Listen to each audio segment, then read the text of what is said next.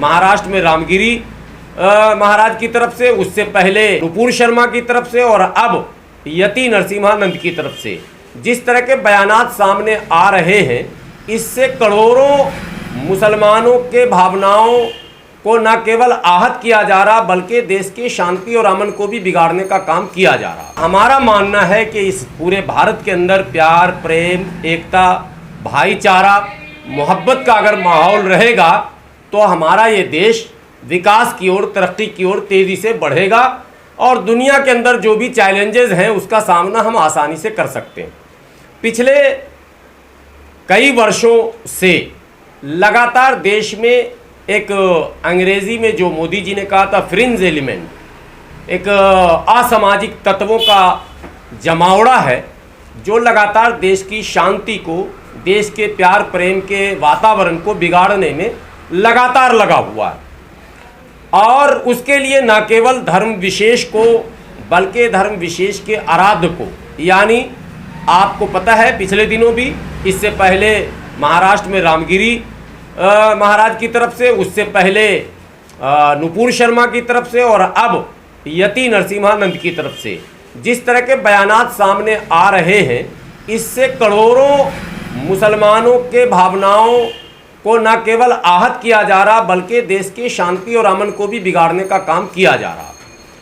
जाहिर सी बात है कि जब इस तरह की बातें मुस्लिम नौजवानों के बीच जाती है, सोशल मीडिया का ज़माना है, वो प्रतिक्रिया स्वरूप कुछ अमर्यादित शब्द उसको काउंटर करने के लिए लिखते हैं और फिर शुरू होता है वाद विवाद का दौर और उससे क्या मुस्लिम क्या हिंदू सभी लोग प्रभावित होते हैं।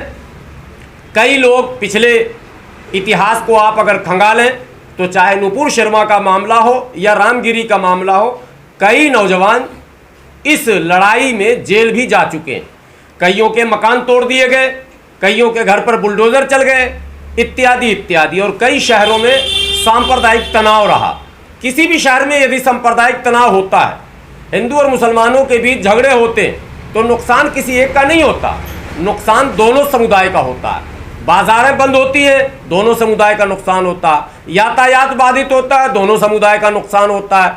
किसी का खुदा न खास्ता अगर जानी या माली नुकसान होता है तो वो भी दोनों समुदाय का होता है, हाँ कुछ कम और कुछ ज़्यादा। तो इसलिए दोनों समुदाय के प्रबुद्ध नागरिकों को आगे आकर सरकार से बात करके ऐसे जहर उगलने वाले, ऐसे अमर्यादित बयान देने वाले, अमान्य अस्वीकार भाषाओं का प्रयोग करने वाले लोगों पर त्वरित कार्रवाई की मांग करनी चाहिए। सो इस मांग को केवल मुसलमान करे, मैं समझता हूं ये भी न्याय उचित नहीं है, बल्कि अन्य वो बुद्धिजीवी वर्ग, शांति प्रिय लोग, देश में विकसित भारत का सपना देखने वाले लोग, सबको साथ आकर ये मांग करनी चाहिए कि ऐसे लोगों को फौरन गिरफ्तार किया जाए। एक उदाहरण जो हमारे सामने है वो ये है कि नुपुर शर्मा के मामले में देश के कई शहरों में जो है उत्पात हुआ, दंगे हुए, तनाव हुआ, लेकिन नुपुर शर्मा की गिरफ्तारी नहीं हुई। उसके बाद रामगिरी के मामले में आपने देखा जो कुछ हुआ, छतरपुर में वो भी आपने देखा, अभी मुंबई में इतनी बड़ी रैली हुई वो भी आपने देखी। अव्यवस्था तो हुई, शहर के लोगों को कठिनाइयों का सामना तो करना ही पड़ा, लेकिन गिरफ्तारी फिर भी नहीं हुई। इसके विपरीत संवैधानिक पदों पर बैठे लोग उनके बचाव में एन केन प्रकार कुछ न कुछ बयान भी देते नजर आए हैं। जैसे महाराष्ट्र के मुख्यमंत्री का एक बयान था कि हम बाल बांका होने नहीं देंगे। किसी भी संवैधानिक पद पर बैठे लोगों को इस तरह का बयान भी नहीं देना चाहिए जिससे उपद्रवियों, असामाजिक तत्वों और इस तरह के शरारती तत्वों का मनोबल बढ़े। यदि उनके मनोबल को हम बढ़ाते रहेंगे तो फिर यति नरसिम्हानंद पैदा होंगे और यति नरसिम्हानंद के मनोबल को बढ़ाएंगे तो उनके दूसरे चेले पैदा होंगे। वो वीडियो भी आपके पास लगभग पहुंच चुका होगा। अब 2 वीडियो मार्केट में वायरल हो रहा।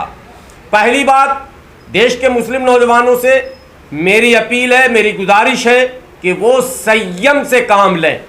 देश कानून से चलता है, कानून का सहारा लेंगे, कानून के दरवाजे को खटखटाएंगे, कानून से हम मांग करेंगे।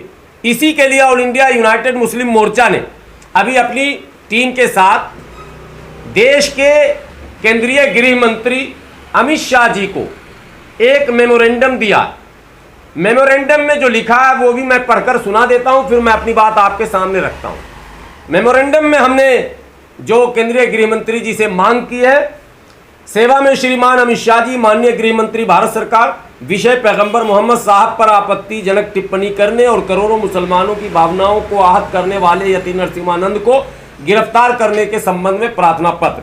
महोदय, सादर निवेदन है कि पिछले कुछ वर्षों से लगातार एक के बाद एक असामाजिक तत्वों के द्वारा पैगंबर मोहम्मद साहब पर अमान्य, अस्वीकार, अभद्र टिप्पणी करने का दौर शुरू हो गया है, जिससे भारत के केवल मुसलमान ही नहीं बल्कि शांति प्रिय, बुद्धिजीवी लोग, प्रबुद्ध नागरिक भी चिंतित हैं। इस तरह के टिप्पणियों से न केवल मुसलमानों की भावनाएं आहत होती है बल्कि सांप्रदायिक तनाव भी उत्पन्न होता है, कानून व्यवस्था की स्थिति बिगड़ती है और पूरा देश तनावपूर्ण वातावरण में जीने को मजबूर हो जाता है। प्रबुद्ध नागरिकों का मानना है कि इस तरह के लोगों को अप्रत्यक्ष रूप से कानूनी शिकंजे से बचाकर सांप्रदायिक तनाव को बरकरार रखने का प्रयास किया जा रहा है। ऐसे में सरकार का संवैधानिक कर्तव्य बनता है कि इस तरह के व्यक्तियों पर अविलंब कानूनी कार्रवाई करते हुए देश में कानून का राज स्थापित होने का संदेश दिया जाए और पक्षपात मुक्त सरकारी तंत्र और पक्षपात मुक्त वातावरण बनाने का उदाहरण पेश किया जाए। इसलिए ऑल इंडिया यूनाइटेड मुस्लिम मोर्चा आपसे विनती पूर्वक आग्रह करता है कि यति नरसिम्हानंद को अविलंब गिरफ्तार कर जेल भेजा जाए ताकि देश में सकारात्मक संदेश जाए। ये हमने माननीय गृह मंत्री जी को, अमित शाह जी को मेमोरेंडम ज्ञापन सौंपा है और साथ ही साथ देश के समस्त बुद्धिजीवियों से, समस्त सामाजिक संगठनों से और धार्मिक संगठनों से हम विनती करते हैं कि वो संयुक्त प्लेटफॉर्म पर आकर सरकार से बातचीत करें और सरकार से मिलकर इस बात को सुनिश्चित करें कि ऐसे वर्ग, ऐसा असामाजिक तत्व भारत के किसी भी कोने में किसी भी धर्म का मानने वाला, किसी भी पंथ का मानने वाला हो, उसको इस बात की अनुमति न दी जाए कि वो किसी के आराध्य को या किसी के पैगंबर को, किसी के अवतार को इस तरह से उल्टी सीधी बात कहे जिससे तनाव और क्या कहते हैं माहौल अशांति फैले। ऑल इंडिया यूनाइटेड मुस्लिम मोर्चा का सीधा सीधा ये मानना है कि केवल प्रोटेस्ट समस्या का समाधान नहीं है। प्रोटेस्ट भी लोकतंत्र का एक पार्ट है, एक हिस्सा है, लेकिन सरकार से सीधी बात कैसे हो इसका रास्ता निकालना ही पड़ेगा, क्योंकि सरकार ही भारतीय लोकतंत्र में सुप्रीम पावर होती है।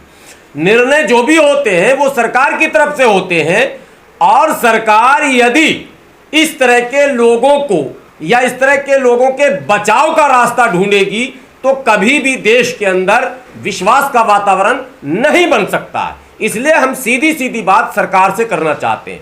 ये लड़ाई न हिंदू मुसलमान की है, न किसी दल विशेष की है, ये असामाजिक और सामाजिक लोगों के बीच लड़ाई है।